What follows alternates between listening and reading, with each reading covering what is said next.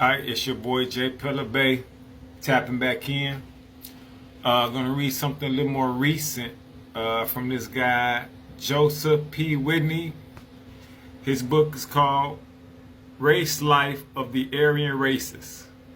We're gonna read page 238. Joseph P. Widney, Race Life of the Aryan Races, right? That's him right there. And he says, I'm going to translate. I'm going to first read it. He says, the Cushites once occupied a much wider territory and wielded a vastly greater influence upon the earth than they do now. They are found chiefly in Africa, yet traces of them are to be found through the islands of Malaysia.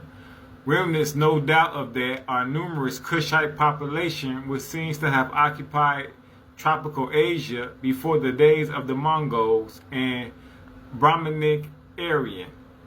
Back in the centuries which are scarcely historic, where history gives only vague hints, are traces of a widespread primitive civilization, yet ruling the world from its seat of power in the valley of the Ganges, the Euphrates, and the Nile. And it was of the Ethiopian races. The first Babylonian seems to have been of the Ethiopian races. The earliest Egyptian civilization seems to have been Ethiopian. The Ethiopian seems to have built up a great empire by the waters of Ganges before Mongol or Aryan. Way down under the mud and slime of the beginnings is the Kushite contribution to the fair superstructure of modern civilization.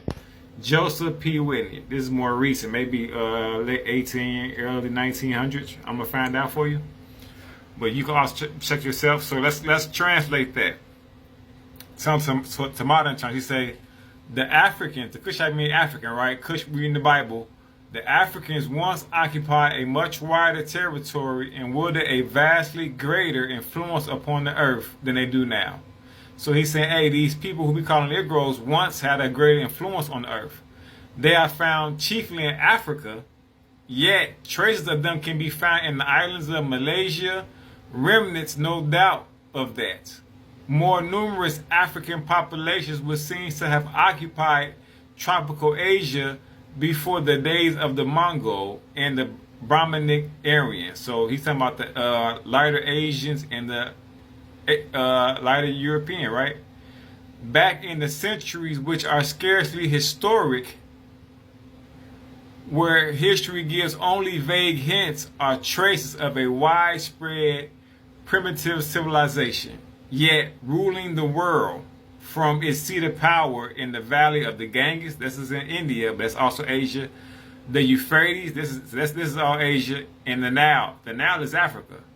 So he said, yet us Africans were yet ruling the world from a seat of power in the valley of the Ganges, Euphrates, and the Nile. And it was of the African race, the Ethiopians. The first Babylonian seems to have been of the African race. The earliest Egyptian Kemetic civilization seems to have been Ethiopian. Us again, right? Ethiopia seems to have built up a great empire by the waters of the Ganges before Mongol or Aryan. Way down under the mud and slime of the beginnings is the Kushite contribution to the fair superstructure of modern civilization. And so this reminds you when we read Aristotle and Homer, and they talk about how we are so ancient. But here you have him saying, yet ruling the world from its seat of power in the valley of the Ganges, Euphrates, and the Nile, it was of the Ethiopian races.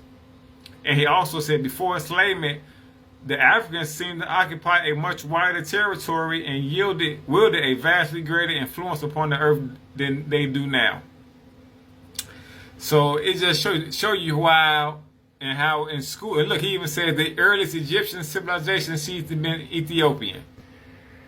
And so it just shows you that we're getting brainwashed. We're being told our history started with slavery. We didn't learn how to read and write until everybody else came along. We were only to be found in Africa.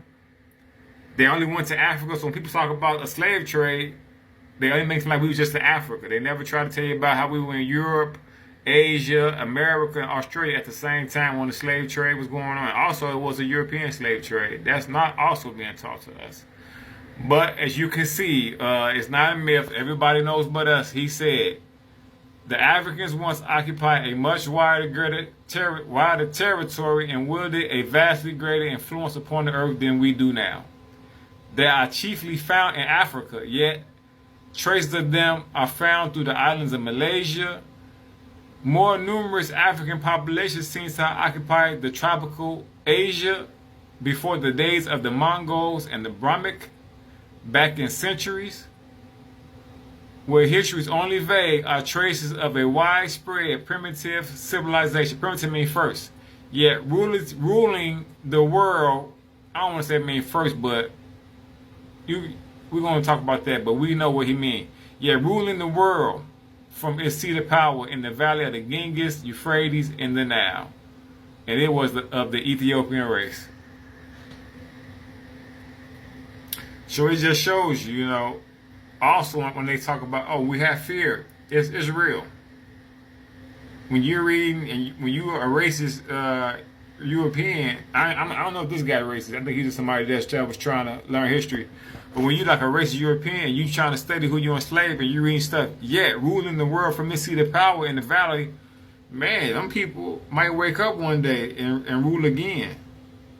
Because most of them never knew that they ever ruled, period, right? They've been told that they've been docile, never did anything, and they've been somebody's slave. And so here you have it, just like the ancient Greeks, which he's trying to get in line with, he's letting it be known, hey, the Egyptians were African.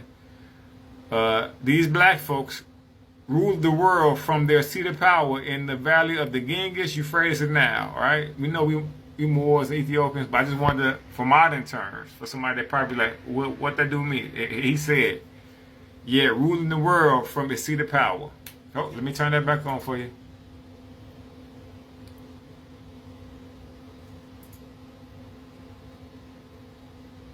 He said, yeah, ruling the world from its seat of power in the valley of the Ganges, Euphrates, and the Nile, it was the Ethiopian races.